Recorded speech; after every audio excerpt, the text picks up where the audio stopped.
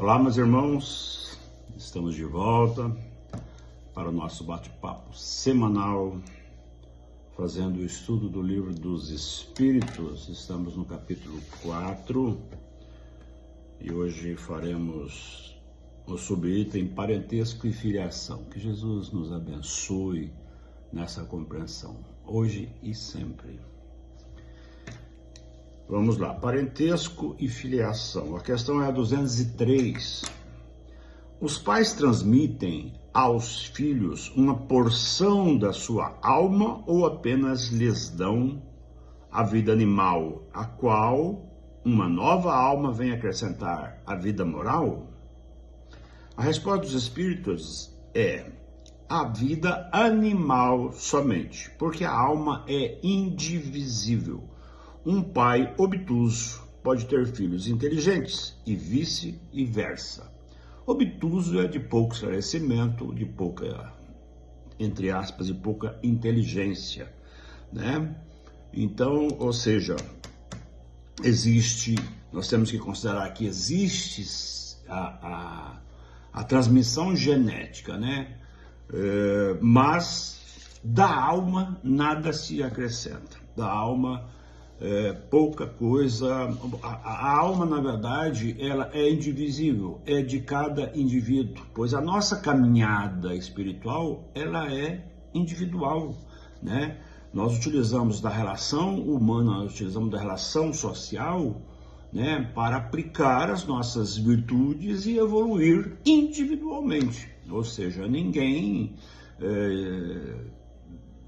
se desenvolve de braço dado com outro alguém, né? Nós utilizamos né, da presença do outro, né, para praticarmos as nossas virtudes, né? Que esse é o grande objetivo da nossa evolução, né? A prática do exercício da bondade, da caridade, do amor, ou seja, todas as virtudes, e através disso nós nos elevamos espiritualmente. Então, os pais não é genético, não transmite aos filhos uma porção da sua alma, né? Pode transmitir ensinamentos, né? Sendo ele uma alma um espírito já evoluído, obviamente que vai transmitir, né, os ensinamentos, o exemplo da caridade, o exemplo da bondade, mas não transfere essa bondade para os filhos, né? Tanto que observamos algumas relações de pais e filhos totalmente, né, diferentes, né, com essa falta de amor, falta de caridade, falta de respeito, enfim, né, e não consegue os pais, né, dar uma porção da tua alma aos seus filhos, somente a vida animal. A questão 204. Desde que temos várias existências, o parentesco remonta às anteriores? No processo de reencarnação, o parentesco vem ocorrendo nessas várias vidas, digamos assim. Essa é a pergunta. A resposta dos espíritos é: não pode ser de outro modo. A sucessão de existências corpóreas estabelece entre os espíritos as ligações que remontam a existências anteriores. Disso decorre frequentemente as causas de simpatia com certos espíritos que lhes parecem estranhos. Ok, então o que diz os espíritos é que não poderia ser de outro modo, né? Que essa sucessão traz sempre essa relação de espíritos afins ou familiares, né? A necessidade, veja bem, a questão da família consanguínea é uma coisa e a questão da família espiritual, né, é outra coisa, tá?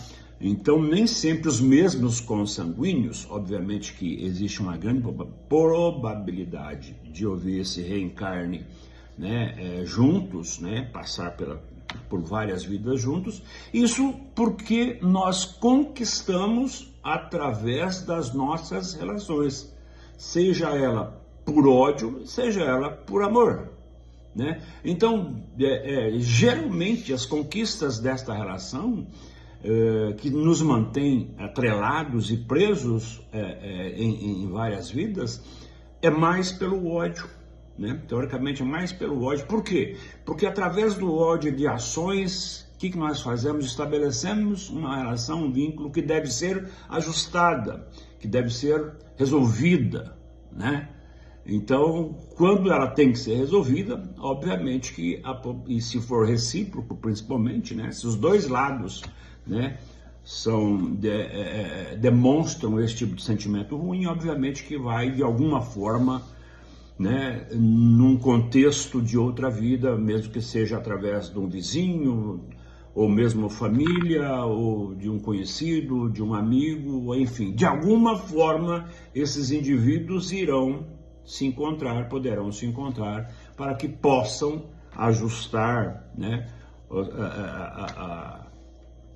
as questões da vida passada, né? Aqui fala sobre as causas, decorre frequentemente as causas de simpatias com certos espíritos, mas não é só simpatia, né? Às vezes, geralmente a gente vê uma pessoa na rua ou alguém do bairro e fala assim, nossa, eu gosto tanto, me simpatizo demais com essa pessoa. Isso obviamente pode trazer alguma relação de passado. Mas por outro lado também uma pessoa que você nunca viu e você passar a não gostar, né? Então você ter, sabe, aversão a alguém que nunca te fez nada, nunca te fez mal, pelo menos nessa vida. Então isso também explica que vidas passadas pode ter ocorrido sim alguma situação que leve a essa aproximação nessa vida. Isso nos faz o quê? Isso nos faz pensar que cada vez que nós temos esse sentimento ruim por alguém, que a gente procure de alguma forma, e aí entra o Evangelho cristão, né? Eu sempre digo que o Livro dos Espíritos, o Evangelho segundo o Espiritismo, é um entrelace fantástico. E é dessa forma que nós descobrimos a quem nós devemos nos aproximar para estabelecer relações, para apaziguar, né? Para se alinhar com essas pessoas que a gente menos gosta, né? E aí sim está um ajuste, aí sim está um processo de evolução, né? Essa busca do autoconhecimento, de saber que ninguém não gosta de alguém que não conheça de graça. Assim como as simpatias também com pessoas desconhecidas também não são de graça, elas sempre têm um motivo e a gente, né, a doutrina, graças a Deus, nos explica muito claramente sobre a questão da reencarnação, né? Esse é o grande objetivo da reencarnação, é que nós podemos voltar e voltar e voltar com perdão de Deus para restaurar, né? Para restaurar a nossa relação com esse mundo e obviamente nos aproximar desse mundo espiritual e de lá não mais voltar, né? É a história do virar anjo, essa é a sacada. Muito bem. Nós fizemos 204. 205. Aos olhos de certas pessoas, a doutrina da reencarnação parece destruir os laços de família, fazendo-os recuar a existências anteriores. Aos olhos de certas pessoas, a doutrina da reencarnação parece destruir os laços de família, fazendo-os recuar a existências anteriores. Na questão anterior, na resposta à questão anterior, falamos um pouco sobre isso. Então nós vamos ver a resposta dos espíritos. Ela os amplia ao invés de destruí-los. Com o parentesco fundamentado em afetos anteriores, os laços que unem os membros de uma mesma família são menos frágeis. A reencarnação amplia os deveres da fraternidade, porque em seu vizinho ou em seu empregado pode-se encontrar um espírito que lhe tenha sido próximo em parentesco em existências pregressas. O que acabamos de falar na questão anterior é a resposta dessa questão. Observarmos as nossas afinidades ou, ao contrário, né, as nossas aversões às pessoas que não são do nosso família consanguínea, Se bem que ali sim, ali tem muito ajuste e é por isso que estamos juntos, para nos ajudar, né, a ajustar para que a gente possa seguir. Mas quando olhar para o vizinho, quando olhar para o indivíduo que te dá um bom dia na rua, como diz Chico Xavier, nenhum bom dia é por acaso. Então, se a pessoa te deu um bom dia e você nunca tenha visto, acredite que tem um porquê. E aí, no processo inverso, quando uma pessoa, né, que nunca te viu lhe direciona um olhar maldoso, uma palavra maldosa, e você nunca viu e não sabe porquê, acredite, tem um porquê. Né? Então, quando a gente começa a pensar nisso, a gente inclusive vai ser um pouco mais compreensivo nas coisas que nos acontecem, nas relações, né? Aquilo que nos coloca, o que nos apresenta à nossa volta, não é? Então, quando alguém não gosta da gente, que nós chamamos de graça, tem motivo, né? Pode não ser dessa vida, mas tem motivo. Quando a gente não gosta de alguém, não é de graça, tem motivo, e a gente precisa buscar esse ajuste, precisa se melhorar, né? Melhorar esta relação, que é um débitozinho a menos no nosso carnezinho lá. Sabe aquele carnezinho das Casas Bahia, 40 vezes? Então, cada vez que você paga uma, é menos peso, né, na responsabilidade do resgate do pagamento. É mais ou menos assim que deve funcionar. Então, é assim que nós vamos evoluir, observando o que fazer diante desta relação com o nosso irmão aqui na carne.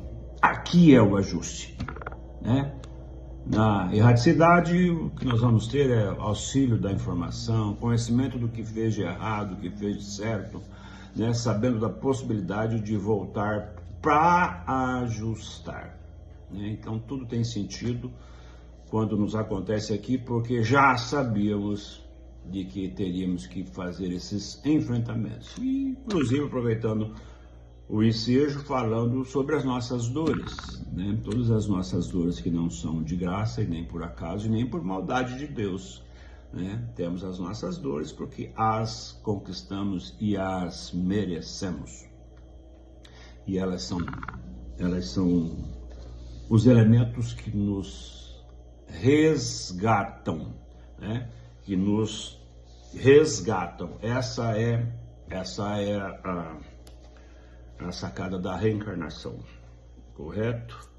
Tá, fizemos a 205, vamos fazer a 205A. Contudo, ela diminui a importância que alguns atribuem à sua filiação, porque podemos ter tido um pai, um espírito pertencente a outra raça, ou que viveu em condição bastante diversa. A 205A é uma afirmação. A 205A é uma afirmação. A pergunta, a afirmação. Contudo, ela diminui a importância que alguns atribuem à sua filiação, porque podemos ter tido por pai um espírito pertencente a outra raça, ou que viveu em condição bastante diversa. E os espíritos confirmam. É verdade, mas essa importância está fundada sobre o orgulho. O que a maioria honra em seus antepassados são os títulos, a classe, a fortuna. Este se acanharia se haver tido por avô um honrado sapateiro, mas se vangloriaria de descender de um nobre devasso. Mas, por mais que digam ou façam, não impedirão que as coisas sejam como são, porque Deus não regulou as leis da natureza pela vaidade das criaturas. Muito bem, somos realmente vaidosos, somos dotados de alguns vícios por excelência, né? Vícios esses conquistados através dos tempos, e nós estamos falando dos piores, né? daquilo que nos afeta de forma muito mais negativa, que é o egoísmo e o orgulho, não é? Isso através da vivência da sociedade. Então, o sobrenome hoje, há muito tempo e ainda hoje, o sobrenome, a descendência, ela é importante na avaliação social. Então, a sociedade te avalia por quem teu pai foi, por quem teu avô foi, por quem teu bisavô foi, de que família você é, e isso vem através dos tempos, né? E aí não importa as virtudes morais, as qualidades morais, que são as verdadeiras, as morais que eu digo das leis de Deus, né? Então não importa se o avô era da família tal, mas era um sanguinário, né? Um explorador, não importa, é da família tal, né? Ao passo que alguém que ajudava as pessoas, que, né, que era humilde, que era pobre mesmo, e que ajudava e que tinha amor no coração, esse sobrenome, ele praticamente não existe. Ninguém faz questão de se apresentar com esse sobrenome. Então a gente ainda é dotado de orgulhos, né, de algumas vaidades, e isso são vícios. E esses vícios devem ser trabalhados, né? A gente não vai eliminar de uma hora para outra, eu vou deixar de ser orgulhoso, eu vou deixar de ser vaidoso, eu vou deixar de ser, enfim, egoísta, sabe? São os vícios muito fortes, adquiridos através de tempos e tempos, e inclusive de reencarnações, né, de vidas passadas, que não vai chegar agora, que eu descobri que o orgulho faz muito mal, eu não vou mais ser orgulhoso. É muito complicado e é muito difícil. Mas saber que é possível, que devemos trabalhar isso, é o caminho, né? É o caminho do que nós sempre falamos do espírita, é que somos sempre aprendizes e sempre vamos estar aprendendo como lidar com situações de adversidade. Por hoje é só, muito bacana, muito legal estar de volta com vocês. Nós estamos com a aula, né, presencial do Livro dos Espíritos na sexta-feira, 19, tá? Quem quiser assistir às aulas pessoalmente, né, para dirimir dúvidas, debater, enfim, é bem bacana, e a gente espera por vocês. Que Jesus abençoe, até a próxima.